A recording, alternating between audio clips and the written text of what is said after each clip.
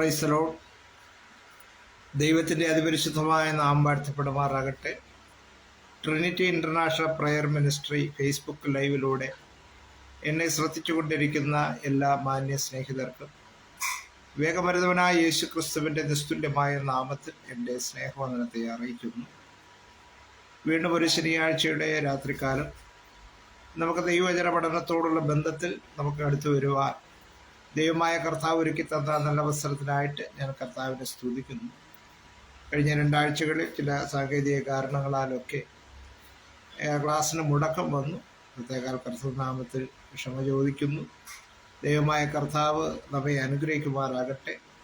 ദൈവവചന പഠനം നമ്മുടെ ജീവിതത്തിലെ ഏറ്റവും അനുഗ്രഹത്തിന് കാരണമായി തീരും.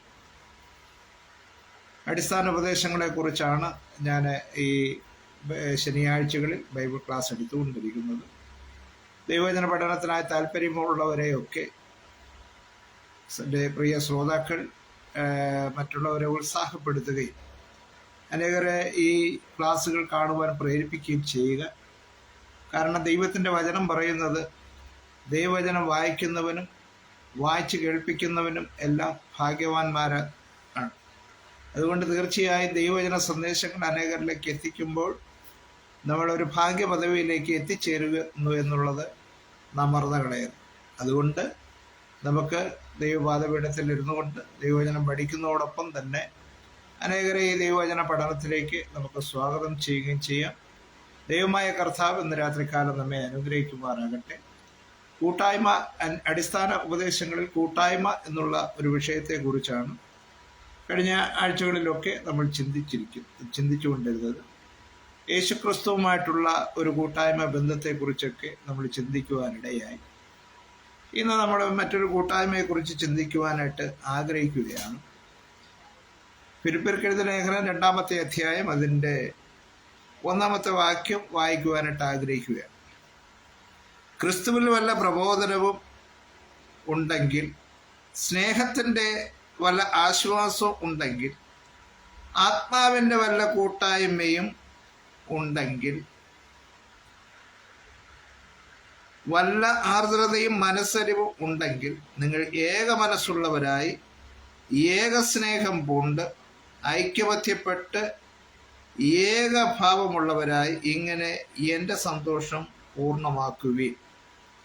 അപ്പോസ്തലനായ പൗലോസ് ഫിലിപ്പിയിലുള്ള വിശ്വാസികളോട് ലേഖനം എഴുതുമ്പോൾ ചില കാര്യങ്ങൾ നിങ്ങൾക്കുണ്ടെങ്കിൽ, ചില കാര്യങ്ങൾ നിങ്ങൾ ചെയ്യണമെന്ന് പൗലോസ് അവിടെ ലേഖനം എഴുതി പ്രബോധിപ്പിക്കുകയാണ്.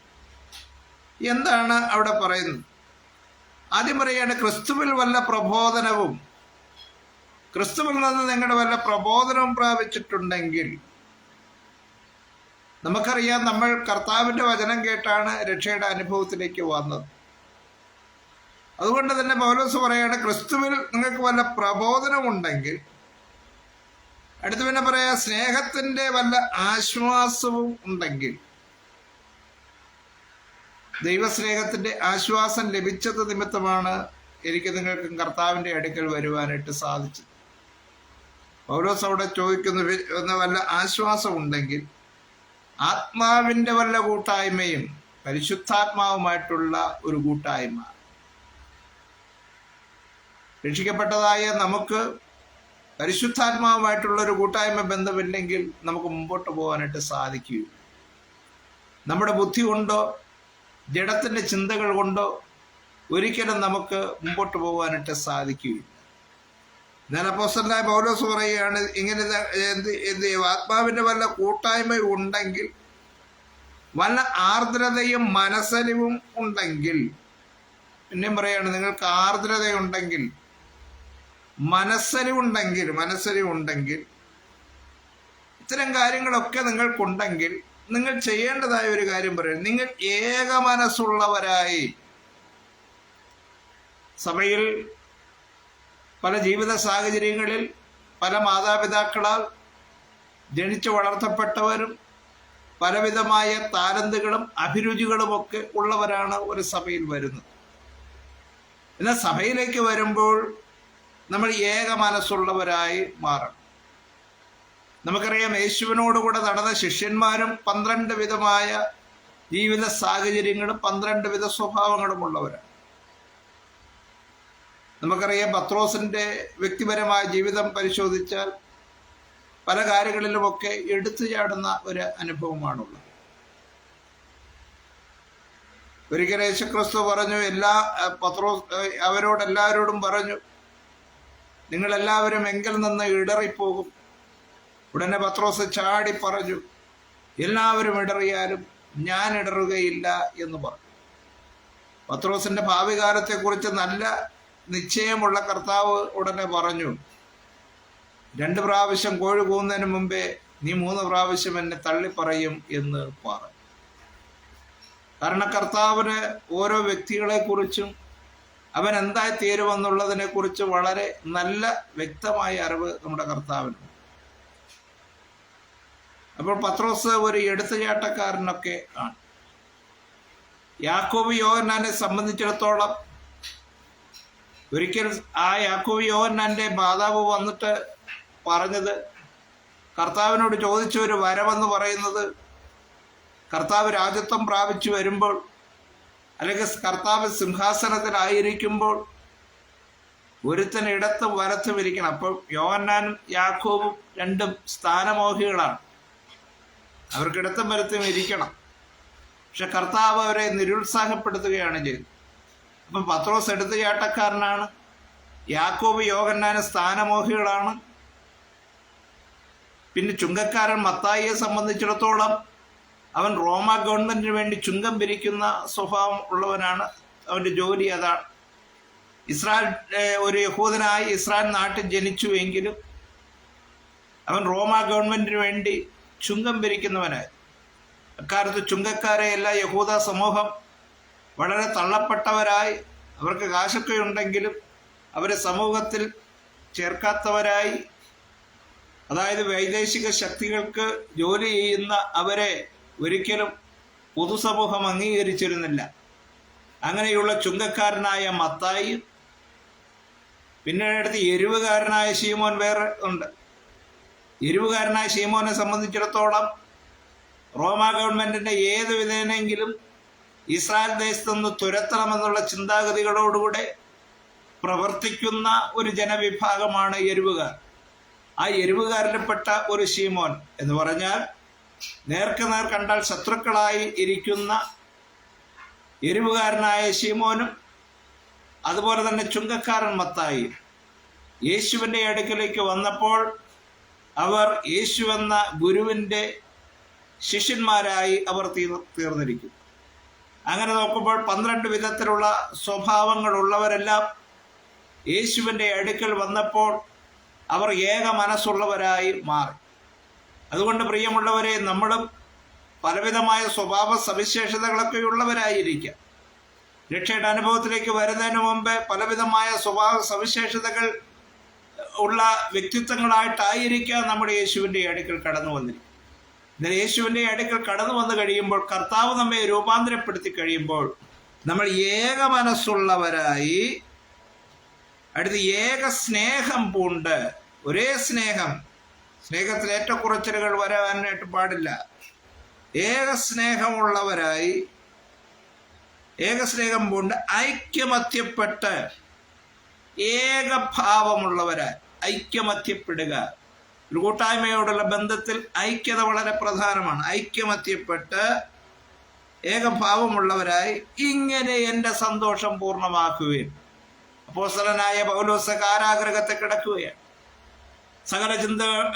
സകല സഭകളെ കുറിച്ചുള്ള ചിന്താഭാരം എന്നുള്ള ഒരു വലിയ തിരക്ക് തനിക്ക് അനുഭവപ്പെടാറുണ്ട്.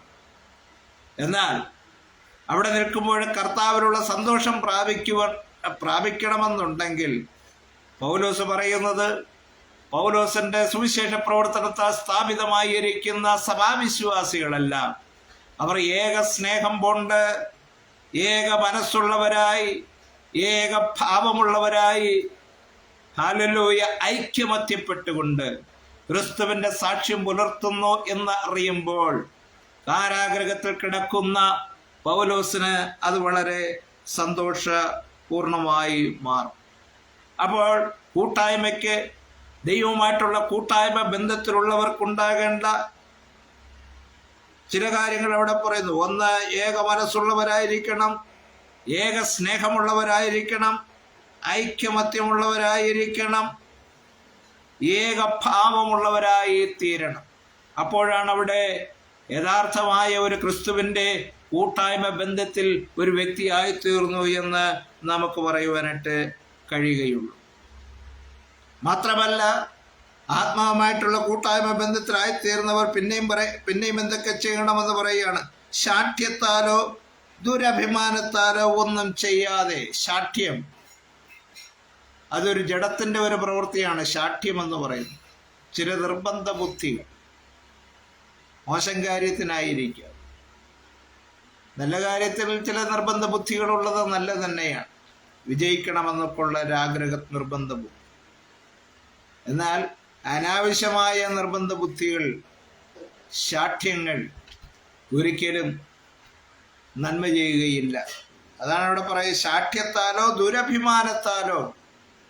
ചിലർക്ക് ദുരഭിമാനമുണ്ട്. നമുക്കറിയാമല്ലോ, ഈ കാലഘട്ടങ്ങളിലൊക്കെ വാർത്താ മാധ്യമങ്ങൾ വരുന്ന ഒന്നാണ് ദുരഭിമാനക്കൊല. ചുമ്മാ അഭിമാനം, ഞാൻ ഏതോ വലിയ പുള്ളിയാണെന്ന് ചുമ്മാ അഭിമാനിച്ചിരിക്കുക. അതൊക്കെ ദുരഭിമാനമാണ്. ചിലരേതോ കുടുംബത്തിൽ ജനിച്ചതുകൊണ്ട് അവരെന്തോ വലിയ ആളാണെന്ന് വിചാരിക്കുന്ന ആൾക്കാർ വെറുതെ. ഏത് കുടുംബത്തിൽ ജനിച്ചിരുന്നാലും ഏത് സാഹചര്യത്തിൽ ജനിച്ചവരായിരുന്നാലും ദൈവം നൽകുന്ന മാനങ്ങളൊക്കെ ഉള്ളൂ. ആ ദുരഭിമാനത്താലോ ഒന്നും ചെയ്യാതെ പിന്നെന്ത് ചെയ്യണം? അടുത്ത വായിക്കപ്പോൾ താഴ്മയോടെ ഒരു കൂട്ടായ്മ ബന്ധത്തിൽ വരണമെന്നുണ്ടെങ്കിൽ പലയിടങ്ങളിലും കൂട്ടായ്മ ബന്ധം വിച്ഛേദിക്കപ്പെടുന്നത്, കൂട്ടായ്മകളിൽ പ്രശ്നമുണ്ടാകുന്നതിൻ്റെ ഒരു പ്രധാനപ്പെട്ട കാരണം പലർക്കും ഇന്ന് താഴ്മ ധരിക്കുവാനുള്ള മനസ്സില്ല. അതെന്തുകൊണ്ടാണെന്നറിയത്തില്ല. പലപ്പോഴും പല സുവിശേഷ പ്രസംഗകരെല്ലാം ഈ ഉയർച്ച ഉയർച്ച ഉയർച്ച എന്ന് പ്രസംഗിച്ച് അത് കേൾക്കുന്നവർക്കെല്ലാം എപ്പോഴും ഉയരണമെന്നുള്ള ഒരു മനോഭാവമേ ഉള്ളൂ. ഉയരണമെന്നുള്ള മനോഭാവം നല്ലത് തന്നെയാണ്, പക്ഷേ അതിന് സ്വീകരിക്കേണ്ടതായ മാർഗം താഴ്മ ധരിക്കുക എന്നുള്ളതാണ്. കർത്താവിൻ്റെ വചനത്തിൽ തന്നെ കർത്താവ് ഒരിക്കൽ പറഞ്ഞു, നിങ്ങളിൽ മഹാനാകുവാൻ ഇച്ഛിക്കുന്നവനെല്ലാം എല്ലാവരുടെയും ദാസനായി മാറണമെന്ന്. അപ്പൊ താഴ്മ ധരിക്കുന്ന ഒരുവന് മാത്രമേ ഉയർച്ച പ്രാപിക്കുവാനായിട്ട് സാധിക്കൂ. അല്ലാതെ 24 മണിക്കൂറും ഉയർച്ച ഉയർച്ച ഉയർച്ച എന്ന് പറഞ്ഞുകൊണ്ട് ഇരിക്കുമ്പോൾ അവന് ഉയർച്ച പ്രാപിക്കുവാനായിട്ട് സാധിച്ചു എന്ന് വരികയില്ല. അപ്പോൾ അവൻ ഉയർച്ച പ്രാപിക്കണമെന്നുണ്ടെങ്കിൽ അവിടെ താഴ്മയോടെ ഓരോരുത്തൻ മറ്റുള്ളവനെ തന്നെക്കാൾ ശ്രേഷ്ഠനെന്ന് എണ്ണുവിൻ. അടുത്ത് പിന്നെ പറയുകയാണ്, കൂട്ടായ്മ ബന്ധം നിലനിർത്തുക. ഓരോരുത്തൻ മറ്റുള്ളവനെ തന്നെക്കാൾ ശ്രേഷ്ഠനെന്ന് എണ്ണുവിൻ. ഇന്ന് അനേകർ മറ്റുള്ളവനെ തന്നെക്കാൾ ശ്രേഷ്ഠനെന്ന് എണ്ണുന്നതിന് പകരം മറ്റുള്ളവനേക്കാൾ ഞാനാണ് ശ്രേഷ്ഠൻ എന്ന് ചിന്തിക്കുന്ന ഒരു മനോഭാവം കടന്നു വരികയാണ്. ഏതെല്ലാം വിധത്തിലാണ് ഞാനാണ് എല്ലാവരെക്കാളും ശ്രേഷ്ഠൻ എന്ന് സ്വയം ചിന്തിക്കുന്ന ആൾക്കാർ. സ്തോത്രം. കർത്താവിൻ്റെ വചനം പറയുന്നത് മറ്റുള്ളവരെ തന്നെക്കാൾ ശ്രേഷ്ഠനെന്ന് എണ്ണിക്കൊള്ളും. അടുത്ത് പിന്നെ പറയും, ഓരോരുത്തർ സ്വന്തം ഗുണമല്ല മറ്റുള്ളവൻ്റെ ഗുണവും കൂടെ നോക്കണം. ഇപ്പൊ കൂട്ടായ്മ ബന്ധം ദൃഢമാകണമെന്നുണ്ടെങ്കിൽ സ്വന്തം ഗുണം മാത്രമല്ല മറ്റുള്ളവൻ്റെ ഗുണം കൂടെ നോക്കണം. ഇന്ന് അനേകരെല്ലാം സ്വന്തം ഗുണം അന്വേഷിക്കുന്നവരാണ്. മറ്റുള്ളവൻ എങ്ങനെ പോയാലും തിരക്കേട്, എൻ്റെ ഗുണം മാത്രം, എനിക്ക് മാത്രം ഗുണമുണ്ടായിരിക്കണം എന്ന് ചിന്തിക്കുന്ന ഒരു മനോഭാവം. കർത്താവിൻ്റെ വചനം പറയുന്നത്, ഓരോരുത്തർ സ്വന്തം ഗുണമല്ല മറ്റുള്ളവൻ്റെ ഗുണവും കൂടെ നോക്കണം. മറ്റുള്ളവനും കൂടെ ഗുണകരമായ കാര്യങ്ങൾ ഓരോ വിശ്വാസിയും ചെയ്യുമ്പോൾ അവിടെ കൂട്ടായ്മ ബന്ധം ശക്തിപ്പെടും, ദൃഢമായി തീരും. എന്നാൽ അത്തരത്തിലുള്ള മനോഭാവങ്ങളൊന്നും ഇല്ലാത്തിടത്താണ് സ്വന്തം ഗുണം മാത്രം നോക്കിക്കൊണ്ട് മറ്റുള്ളവനെ എങ്ങനെയെങ്കിലും കവർ ചെയ്തോ എങ്ങനെയെങ്കിലും അടിച്ചമർത്തിക്കൊണ്ടോ എൻ്റെ സ്വന്തം ഗുണം നോക്കണമെന്നുള്ള ചിന്താഗതിയുള്ളവർ കൂട്ടായ്മ ബന്ധത്തെ തകർക്കുകയാണ്. എണ്ണിക്കൊള്ളുവിൻ. പിന്നെ അടുത്ത് പറയുകയാണ്, ക്രിസ്തുയേശുവിലുള്ള ഭാവം തന്നെ നിങ്ങളിലും ഉണ്ടായിരിക്കും. അപ്പോൾ ഈ ഗുണങ്ങളൊക്കെ ഒരുവനിൽ വരണമെന്നുണ്ടെങ്കിൽ കൂട്ടായ്മ ബന്ധം വരണമെന്നുണ്ടെങ്കിൽ ഏക സ്നേഹം കൊണ്ട് ഏകഭാവമുള്ളവരായി ഒക്കെ മാറും. അപ്പോൾ അതിന് ശാഠ്യത്താൽ ദുരഭിമാനത്താൽ ഒന്നും ചെയ്യാതെ ഓരോരുത്തർ മറ്റുള്ളവരെ തന്നെക്കാൾ ശ്രേഷ്ഠനെന്നാണ്. അപ്പോൾ ഇതിനെല്ലാം ഒരു മാതൃകയായി കർത്താവ് യേശുക്രിസ്തുവിൻ്റെ ഒരു പ്രത്യേകത, യേശുക്രിസ്തു എന്തെല്ലാം നമ്മളോട് കൽപ്പിച്ചു അതിനെല്ലാം മാതൃക കാണിച്ച ഒരു ജീവിതം കൂടെ ഉണ്ടായി. ഇന്നത്തെ പോലെയല്ല. നാളൊരിക്കൽ ഒരു വലിയ പ്രസംഗൻ വന്നിട്ട് ലോകാഡംബരം ഒന്നും വേണ്ടെന്നൊക്കെ പറഞ്ഞിട്ട് പുള്ളി വന്നത് വലിയൊരു ആഡംബര കാറിലാണ്. അപ്പം അങ്ങനെയല്ല. നമുക്ക് ചില രാഷ്ട്രീയ പാർട്ടിക്കാരുണ്ട്, അധ്വാനിക്കുന്ന തൊഴിലാളി വർഗം ഒന്ന് പ്രസംഗിക്കും, പക്ഷെ അവരാരും തൊഴിൽ ചെയ്യുമൊന്നും. അവർ മറ്റുള്ളവരെയൊക്കെ ചൂഷണം ചെയ്ത് സുഖലോലപന്മാരായിട്ട് ജീവിക്കും. അപ്പം അങ്ങനെയുള്ള ചില ആൾക്കാരുണ്ട്. അതേസമയം കർത്താവ് അങ്ങനെയല്ല. കർത്താവ് എന്തെല്ലാം പറഞ്ഞോ അതിനെല്ലാം മാതൃക നമുക്ക് കാണിച്ചു തന്നു എന്നാണ്. കർത്താവ് ഈ താഴ്മയ്ക്കുള്ള മാതൃക കാണിച്ചു തന്നത് 5-ാമത്തെ വാക്യം, ക്രിസ്തുയേശുവിനുള്ള ഭാവം തന്നെ നിങ്ങളിലും ഉണ്ടായിരിക്കട്ടെ. അവൻ ദൈവരൂപത്തിലിരിക്കെ ദൈവത്തോടുള്ള സമത്വം മുറുകെ പിടിച്ചു കൊള്ളണമെന്ന് വിചാരിക്കാതെ ദാസ്വരൂപം എടുത്തു. കണ്ടോ? അപ്പൊ യേശു നമ്മളോട് താഴ്മ ധരിക്കുവാൻ പറഞ്ഞപ്പോൾ യേശു ഉയർച്ചയിൽ മാത്രം ഇരുന്നിട്ട് നമ്മളോട് താഴ്മ ധരിക്കുവാൻ പറഞ്ഞിരുന്നുവെങ്കിൽ നമുക്കത് സ്വീകരിക്കേണ്ട ആവശ്യമില്ലായിരുന്നു. പക്ഷെ യേശു എന്താണ് ചെയ്തത്? അവൻ സമത്വം മുറുകെ പിടിച്ചു കൊള്ളണമെന്ന് വിചാരിക്കാതെ ദാസ്വരൂപം എടുത്തു. നമുക്കറിയാമല്ല, കർത്താവ് തൻ്റെ ശിഷ്യന്മാരെ ആ പെസഹാ ദിവസം ഹല്ലേലൂയ തുവർത്തടുത്ത് ശിഷ്യന്മാരുടെ കാൽപാദങ്ങൾ കഴുകി തുടച്ചു. ഒരു ദാസനെ പോലെ സേവ ചെയ്തു. അഖിലാണ്ടത്തിൻ്റെ ഉടയവൻ, സകലത്തെ സൃഷ്ടിച്ചവൻ, സകലത്തിൻ്റെ അധികാരി, സർവസമ്പന്നൻ, സർവശക്തൻ, സർവജ്ഞാനി, സർവ അധികാരി, അടുത്തുകൂടാൻ വയ്യാത്ത വെളിച്ചത്തിൽ വസിക്കുന്നവൻ, ദൂതന്മാർ രാപ്പകൽ വിശ്രമം കൂടാതെ പരിശുദ്ധൻ പരിശുദ്ധൻ എന്ന് ആർത്തുകൊണ്ടിരിക്കുന്ന, വിശ്രമമില്ലാതെ ഇങ്ങനെ സ്തുതി ആരാധനകൾ കേട്ടുകൊണ്ടിരിക്കുന്ന ആ കർത്താവ് ഈ താണുലോകത്തിലേക്ക് ഇറങ്ങി വന്നിട്ട് ഒരു മുക്കുവനായി മീൻ പിടിച്ച് നടന്ന പത്രോസിന്റെ കാൽപാദം കഴുകി. സ്തോത്രം! ഇന്ന് എത്ര പേർക്ക് അങ്ങനെയുള്ള ഒരു മനോഭാവമുണ്ട്? എത്ര പേർക്ക് ആ കർത്താവിനെ പോലെ താഴ്മ ധരിക്കുവാനുള്ള ഒരു നല്ല മനസ്സുണ്ട് എന്ന് നാം സ്വയം ചിന്തിക്കണം. കർത്താവ് ദാസ്വരൂപം എടുത്തു, മനുഷ്യ സാദൃശ്യത്തിലായി. പിന്നെ അത് മാത്രമോ വിളങ്ങി തന്നെത്താൻ താഴ്ത്തി മരണത്തോളം, ക്രൂശിലെ മരണത്തോളം. അപ്പൊ കർത്താവ് തന്നെ താഴ്ത്തി. ഇന്ന് അനേകർ തന്നെത്താൻ അങ്ങ് ഉയർന്നു പൊങ്ങിപ്പോ തന്നെത്താൻ ഉയർത്തുന്നവരുണ്ട്. ക്രൈസ്തവരോ, പലപ്പോഴും ഞാൻ ചില പോസ്റ്ററുകളിലൊക്കെ ചിലര് ഭയങ്കര ഡിഗ്രിയൊക്കെ എഴുതി പ്രദർശിപ്പിക്കുമ്പോൾ എനിക്ക് വാസ്തവത്തിൽ അവരെ നോക്കി എന്താ പറയുക, അല്പന്മാരെന്ന് എനിക്ക് അവരെ പറയാനായിട്ട് സാധിക്കും. കാരണം അപ്പോസ്തലനായ പൗലോസ് എന്നെ വളരെയധികം കാര്യങ്ങൾ സ്വയം പ്രശംസയ്ക്കായിട്ടുണ്ടായിരുന്നു. എന്നാൽ പൗലോസ് അത്തരം കാര്യങ്ങൾ ഈ പ്രശംസയായി പറയാനുള്ള കാര്യങ്ങളെല്ലാം പറഞ്ഞിട്ട് പറയുകയാണ്, അതെല്ലാം ഞാൻ ഉപേക്ഷിച്ച് ചവറെന്ന് എണ്ണുന്നു. അപ്പൊ പൗലോസ് ചവറെണ്ണിയ പല കാര്യങ്ങളെ ഇന്ന് ഓടിപ്പോയി പിറക്കുന്ന, അതിനെല്ലാം വലുതായിട്ട് ഉയർത്തി കാണിക്കുന്ന ആൾക്കാർ ഇന്നത്തെ ക്രൈസ്തവ ലോകത്തും.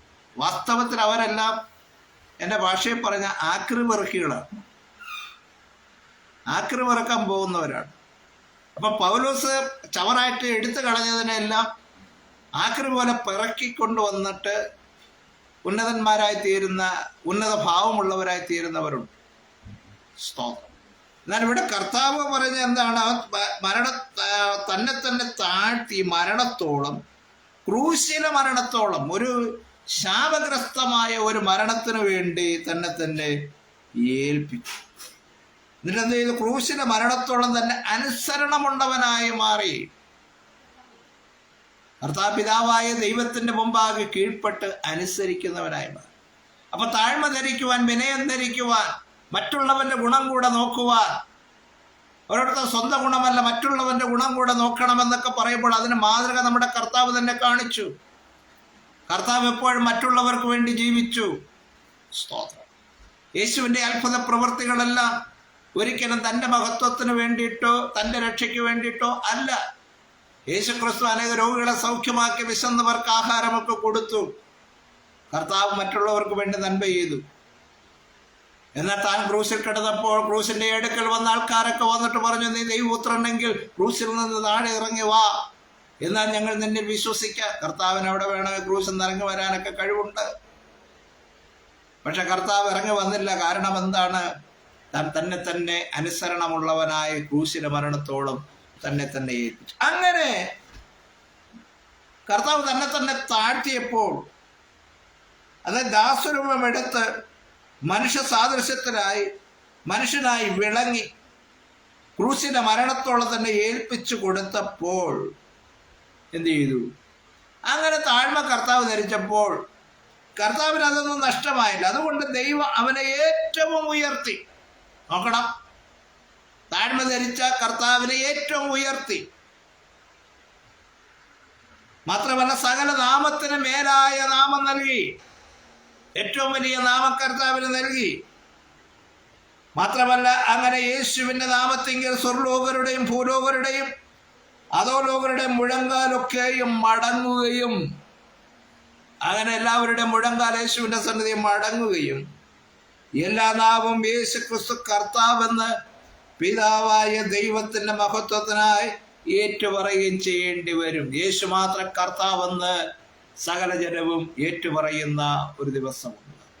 നോക്കുക, ദാസരൂപമെടുത്ത് താഴ്മ ധരിച്ച കർത്താവിന് ഏറ്റവും ഉയർന്നു. താഴ്മ ധരിക്കുവാനും മറ്റുള്ളവന്റെ ഗുണം കൂടെ നോക്കുവാൻ കർത്താവ് നമുക്ക് മാതൃകയെ കാണിച്ചു. അതുകൊണ്ട് ആത്മാവിന്റെ കൂട്ടായ്മയുള്ളവർ ശാഠ്യത്താൽ ദുരഭിമാനത്താൽ ഒന്നും ചെയ്യാതെ ഓരോരുത്തരും മറ്റുള്ളവനെ തന്നെക്കാൾ ശ്രേഷ്ഠനെന്ന് എണ്ണിക്കൊണ്ട് അന്യോന്യം വിനയവും താഴ്മയും ധരിച്ചുകൊണ്ട് ഈ നാടുകൾ നമുക്ക് കർത്താവിന് വേണ്ടി ജീവിക്കാം. അനേകരെ കർത്താവിങ്കിലേക്ക് ആദായപ്പെടുത്താം. ദൈവമായ കർത്താവ് നമ്മെ ഓരോരുത്തരെയും സഹായിക്കുമാറാകട്ടെ. ഇന്ന് രാത്രി ഈ ലൈവ് വീഡിയോ ശ്രദ്ധിച്ച എല്ലാ പ്രിയപ്പെട്ടവർക്കും പ്രത്യേകമായ നന്ദി രേഖപ്പെടുത്തുന്നു. നമുക്ക് നമ്മെ തന്നെ കർത്തൃകരങ്ങളിലേക്ക് ഏൽപ്പിച്ചു കൊടുത്തുകൊണ്ട് ഒരു നിമിഷം നമുക്ക് പ്രാർത്ഥിക്കാം. ദൈവം നമ്മെ സഹായിക്കുമാറാകട്ടെ. കരുണാസമ്പന്നും നിത്യനീതിമാനുമായ സ്വർഗ്ഗം നല്ല പിതാവേ, നല്ല സമയത്തിനായി അങ്ങ് സ്തുതിക്കുന്നു, വാഴ്ത്തുന്നു. അവിടുത്തെ പാദപീഠത്തിങ്കിലേക്ക് ഈ സമയം എടുത്തു വരും. ദൈവമായ കർത്താവ് ഇന്ന് രാത്രികാലം ഞങ്ങളെ സഹായിക്കണം, അനുഗ്രഹിക്കണം. ദൈവകരമായ നന്മകളെ ഒരിക്കലും മാനിച്ചാട്ടെ. ലൈവ് ശ്രദ്ധിച്ച പ്രിയപ്പെട്ടവർക്കായ സ്തോത്രം. ഇനി ശ്രദ്ധിക്കാൻ പോകുന്ന പ്രിയപ്പെട്ടവർക്കായ സ്തോത്രം. ഏവരെയും കർത്താവ് അനുഗ്രഹിക്കുമാറാകണം. വലിയ ദൈവപ്രവൃത്തി നാടുകൾ വെളിപ്പെട്ടു വരുമാറാകട്ടെ. കർത്താവിൻ്റെ അനുഗ്രഹങ്ങളാൽ, കർത്താവിൻ്റെ വലിയ നന്മകളാൽ നിറച്ചവിടുന്ന് വഴി നിർത്തി സഹായിച്ച് അനുഗ്രഹിച്ചാട്ട് പ്രാർത്ഥിക്കും. സർവ്വ നന്മകളോടെ ഒരുക്കി വീട് മാനിച്ച് സഹായിച്ച് വഴി നിർത്തുന്നതേക്ക് കർത്താവധിയുമായി ശക്തിയേറ്റി ബലപ്പെടുത്തി വഴി നിർത്തിയാട്ടെ നിങ്ങളോട് പ്രാർത്ഥിക്കുന്നു. എല്ലാ നന്മകളിൽ നിന്ന് മാനിച്ച് അനുഗ്രഹിക്കുന്നതേക്ക് സ്ഥലത്തിലും അനുഗ്രഹിച്ചാട്ടെ എന്ന് പ്രാർത്ഥിക്കുന്നു. യേശു ക്രിസ്തുവിന്റെ വിലനാമം തന്നെ ആമേൻ. ദൈവം നമ്മെ അനുഗ്രഹിക്കുമാറാകട്ടെ. തുടർന്ന് നമുക്ക് ദൈവം അനുവദിച്ചാൽ അടുത്ത ശനിയാഴ്ച വീണ്ടും ക്ലാസ് തുടരും. ദൈവം നമ്മെ അനുഗ്രഹിക്കട്ടെ.